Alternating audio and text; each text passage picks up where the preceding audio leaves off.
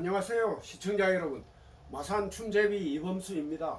오늘은 그 자본주의 시대를 살아가고 있는 우리들이 자본주의에서 부자 되는 법에 대해서 한번 말씀드리겠습니다.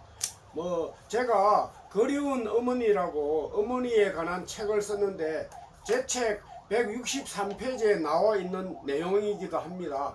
우리는 모두 자본주의 시대를 살고 있죠. 그래서 미래세 박현주 사장 같은 경우는 돈은 아름다운 꽃이다 이런 책도 있습니다. 그래서 자본주의 사회에서는 부자가 아니더라도 가난뱅이는 절대로 되지 않아야 됩니다. 그런데 부자가 되기 위해서는 저는 다음 세 가지가 필요하다고 생각합니다. 첫째는 우리가 저축 등으로 종잣돈을 모으는데 이 종잣돈을 잃으면 안 됩니다. 이 종잣돈은 보통 종잣돈을 잃는 경우는 주식이나 주변 가족이 아프거나 그래서 종잣돈을 잃게 되는 경우가 많은데, 이 종잣돈을 잃으면 그 종잣돈을 다시 모으기는 정말로 힘듭니다. 그래서 어떠한 경우에도 그 종잣돈을 늘리지는 못하더라도 잃어서는 안 됩니다. 두 번째는 멘토가 있어야 됩니다. 멘토는 다른 말로 하면 대우죠. 멘토는 예를 들면 차량으로 치고 내비게이션 같은 것입니다. 멘토는 보통 한 15살 정도 많은 서클 선배라든지 교회 선생님 또 이런 분들이 멘토가 될 수 있습니다. 그런데 멘토가 있으면 종잣돈을 잃지 않는데도 도움이 많이 되기 때문에 인생을 행복하게 살기 위해서는 멘토가 꼭 있어야 됩니다.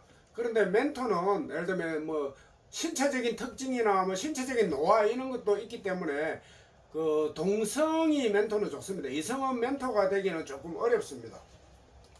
멘토 없이 인생을 사는 것은 내비게이션 없이 그 새로운 곳을 찾아가는 것과 똑같습니다. 다음 세 번째는 빚이 없어야 됩니다. 대한민국이 무너진 것도 IMF 와서 여러 사람들이 고통을 받았는데 그때도 대한민국 그 종금회사에서 빚을 많이 내서 다른 사업을 하거나 이렇게 해서 그렇게 된 것입니다.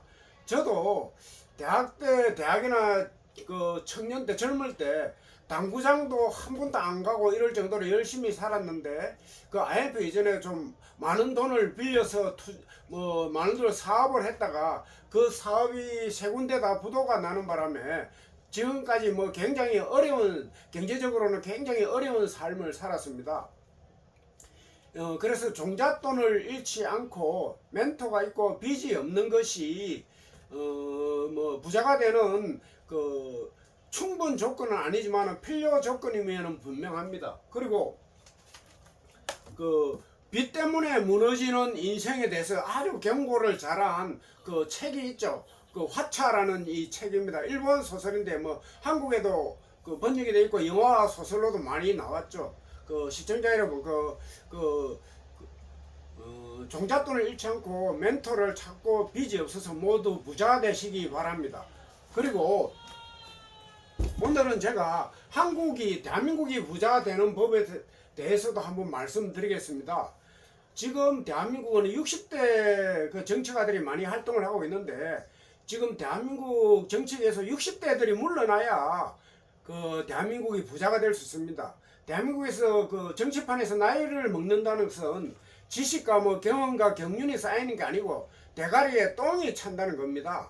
이런 그 60대 이런 애들이 무슨 사법이나 연금, 교육 계획을 할 수 있을까 알지도 못합니다. 걔들은 그 계획은 30대, 40대가 해야 됩니다. 그리고 30대, 40대가 앞으로 대한민국의 주인이잖아요. 주인이 계획을 해야죠. 60대가 그런데 이 60대가 한 대한민국 정치권을 30년 정도 이끌어 왔는데 이들의 성적표를 보면 정말 한심합니다. 자살률은 세계 1등이죠. 출산율 꼴등, 노조 조직률 꼴등입니다. 그냥 한국이 대한민국에 애를 낳지 못하고 사람이 살 수 없는 정글로 만드는 애들입니다. 그리고 지금 대한민국의 노조 조직률은 한 8% 내외입니다. 전두환이 총칼로 노조를 하거나 이런 경우에 안 그러면 저희 뭐 노동계의 전태일 열사가 저희들 하급 노동자를 위해 분신을 하고 그럴 때도 대한민국은 노조 조직률이 한 30% 되었습니다. 그런데 지금은 8% 정도밖에 안 됩니다. 민노총이 3%, 한노총이 3%, 뭐 기타 2%에서 8% 정도밖에 안 됩니다. 대한민국 90% 이상이 노조가 없습니다. 노조가 있는 회사가 오히려 노동 귀족이라고 할 수 있죠.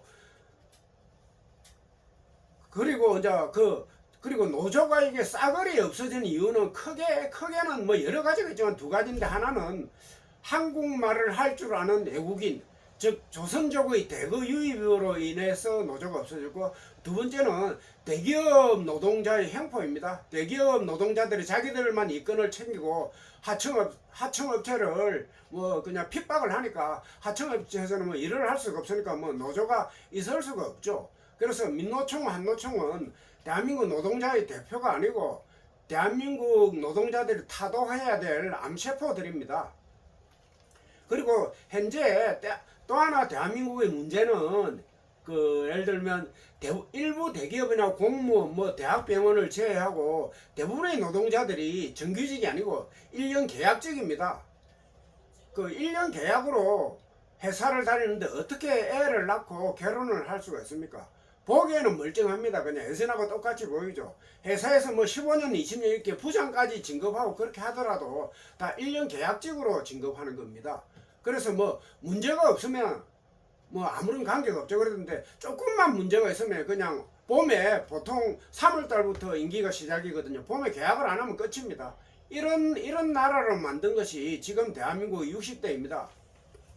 그리고 또 하나 보면 이번에 뭐 그 사면이 있었죠. 대한민국 정치가들은 앞으로는 일본을 미워한다는 죽창가를 외치면서 뒤로는 위안부 할머니 피 묻은 돈을 훔쳐간 윤모식이라는 에미나이를 강북절에 풀어주는 그런 개호로 잡년에 미친 짓을 하는 것들이 대한민국 60대 정치가들입니다. 도대체 일본 대사관 앞에 소녀상을 왜 세웁니까? 이거는 전 세계의 비웃음거리입니다. 이런 미친 나라에서 어떻게 애를 낳고 생활을 할 수 있다는 말입니까? 그리고 사람이 행복하게 살기 위해서는 아까도 제가 말했죠. 자본주의 사회에서는 일자리가 있어야 됩니다. 그런데 일자리는 대통령이나 정치가가 만드는 게 아니고 기업가들이 만듭니다. 대한민국 대통령과 여야 대표가 비 올 때 공장 짓는 기업가들한테 비 올 때 빗물을 먹으면서 절을 할 때 그때 일자리가 생깁니다. 트럼프 발끝이라도 좀 따라가면 좋겠어요. 대한민국이 지금 미국에 500조 투자를 한다고 합니다. 500조면 대한민국의 일자리 100만 개는 아마 만들 수 있을 것입니다. 트럼프는 자기 나라 노동자의 일자리를 위해서 어마어마하게 노력하고 있는 사람입니다. 그리고 현 정부에서 잘한 게 하나 있죠. 장관과 국회의원들이 상당수 겸직을 하고 있습니다. 한국의 장관과 국회의원들이 얼마나 할 일이 없으면 겸직이 가능하다는 말입니까? 그냥 둘 다 반으로 줄이면 됩니다. 민간 기업이라면 벌써 다 잘랐겠죠. 반은 잘랐겠죠. 그리고 앞에서 제가 말했지만 빚내서 이렇게 하는 걸 누가 못합니까? 빚내서 잔치하면 안 되죠. 한국 지금 재정적자가 IMF에서 경고를 보내고 있습니다. 한국 나라 빚 때문에 다시 IMF가 올 수도 있습니다. 저축을 해서 후손들에게 빚 없는 나라를 물려줘야죠. 그리고 이 60대들은 과거 386 운운하며 이전 세대를 몰아낸 자들입니다. 그리고 현재 한국의 선거제도 자체도 별 의미가 없습니다. 자기 지역당이라고 몰표를 주고 60대 이상 사기꾼들에게 표를 주는 이런 선거가 무슨 선거 자체가 의미가 있습니까? 한국 정치판에서 60대가 떠나고 30대, 40대가 대통령이 되는 것이 계획이고 한국이 사는 길입니다. 지금 제가 볼 때는 40대, 50대도 꼰대들이에요. 지금 60대가 한국은 계획을 말할 것이 아니라 30대가 우리가 한국의 주인이라고 행명을 외쳐야 될 시기입니다. 시청자 여러분, 오늘도 행복하시고 구독, 좋아요 부탁드립니다. 감사합니다.